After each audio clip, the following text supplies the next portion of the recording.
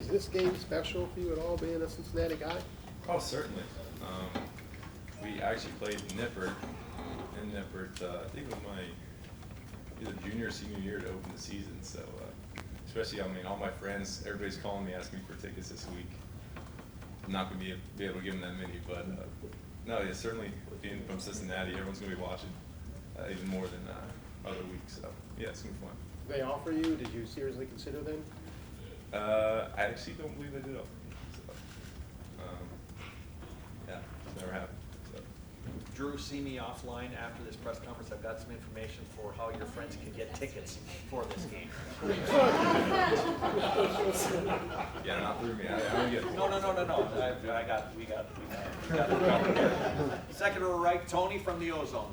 Drew, what's the most important stat for you as a punter? The net. We play big role. Put a lot of emphasis on the net. A lot of guys look at the average, but we won 0 return yards. We gave up a couple last game, so kind of upset about that. But yeah, definitely the net. We won 0 return yards. And how do you watch the stats of the rest of the punters in the Big Ten, in the nation? Do you pay attention to what other people are doing? Not really early on. I'll see, kind of start hearing about it later in the season. Everybody's kind of up and down. And near the end of the season, you start seeing who's really coming out on top. I try to not look at it too much, just kind of focus on myself. So. Front row right, you're Austin from Letterman Row. Drew, we know how important Terry McLaurin was in that gunner role last year. Is that a big loss for you? How those new guys filled in there?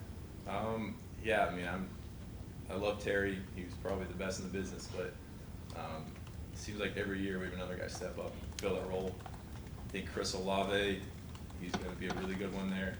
Isaiah Pryor, he was supposed to be Player of the Week, 2 tackles on punt. Yeah, I mean, there's shoes there to be filled, but our guys are doing really well at it. So, This might sound weird or stupid, I don't know, but do you have to develop chemistry with gunners the same way a quarterback would with receivers? Oh, certainly, yeah, especially like later in the game, if you need like a big punt, just being able to reach to them on the sideline as you're running out there, like, hey, I really need you here. You know, I don't care if you're tired, man. We got to get this one. So, definitely building that in the off season, going through workouts together. You know, kind of every now and then poking out like, hey, I need you this year. So. Front row left, Doug from Cleveland.com. Along the lines of the Gunners, like, how curious are you sort of each year, like, well, who are the Gunners going to be? Like, you tracking that? You're talking about net. I mean, like, you know, yeah, that's a big deal. That's a big part of them, and they bailed me out last game for sure. My hang time wasn't where I wanted it at all. They were running down there really good, but yeah, I mean, a couple of them were there last year, like Cam Brown, Chris Olave even came in a couple.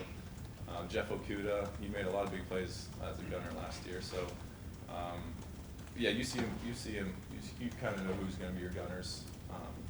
Ones who have done it and ones who think can be really good at it. So, what do you think of the idea? You know, Terry's a 3rd-round pick in the NFL. Okuda might be a 1st-round pick someday. Yeah. Devin Smith was a gunner here. He was a 2nd round. Denzel Ward. Denzel, like, they put some talented dudes at gunner here. What does a punter think of that? That means a lot. I mean, we say it all the time. We put our best athletes on special teams. So we put up emphasis on that premium place on coverage, and we're going to have our best athletes running down the field and causing that fair catch. So, I mean, it just gives you a lot of confidence when you see those guys on the outside, knowing if you hit a low hang time punt, they're still going to be right in their face. So it takes a lot of pressure off me. And final questions over here, unless there's anyone else. Front row right, Tim from Letterman Row. Yeah, Drew, growing up, how many of your friends were Ohio State fans? How many of them were fans of UC? I mean, percentage-wise, et cetera. I remember when I started to get recruited by Ohio State, a lot of them were pushing for Ohio State. A lot of Buckeye fans. The high school I went. But I'm sure there's just as many Cincinnati fans. I guess I never really talked to Cincinnati, so yeah. I wasn't really in one of my top 3 when I started narrowing it down, so I wasn't sure. But just being in that area, I'm sure there was a lot of them. So. Yeah, what kind of esteem is Cincinnati football held in down there? I mean, from growing, you know what I mean, from your vantage point. I remember when I was getting recruited, I didn't hear too much about them, but now that I'm kind of in the whole college football scene and hearing about a lot of my buddies who are playing on their team now and guys who have come here, went to Cincinnati, are playing there now too, just following them all on social media. I mean, they're a good team, and to bring it, so. How much do you think, you know, those guys that you know who went there to play, et cetera, and how much does this game, you think, mean to them from your, you know, This because you're a game? player, yeah. Yeah, I mean, it's Battle of Ohio, really. I mean, they're gonna come up here and try to take us out for sure. And, I mean, look at Coach Fickle, I mean, he was here. So there's definitely a little bit of a little rivalry here. So I'm excited to see kind of what that looks like.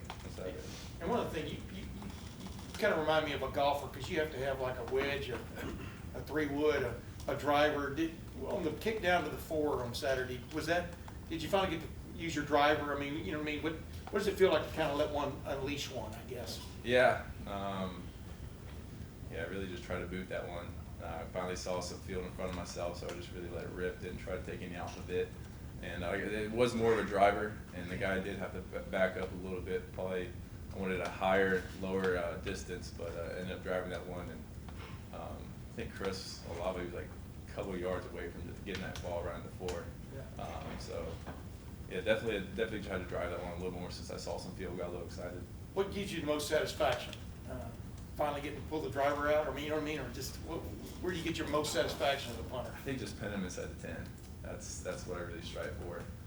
As close as I can get them to the goal line, I know our defense is going to stop them, and we'll get the ball back around midfield. And that's just the plan to win right there. Just playing downhill all the time. So anytime I can get them pinned back and on their heels, that's when I love it. So. Far left, Lori from WTVN.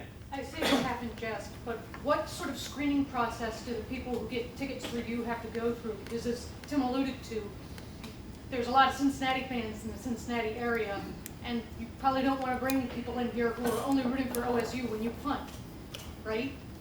I don't know if the screening process, it's pretty extensive, I know. They call them and check their backgrounds and everything, but I'm sure my buddies from high school just want some tickets, just want to see me play, so I don't think there's any shadiness going on there. But you're going to make sure that they're not like wearing Bearcats gear when they come here. Oh yeah.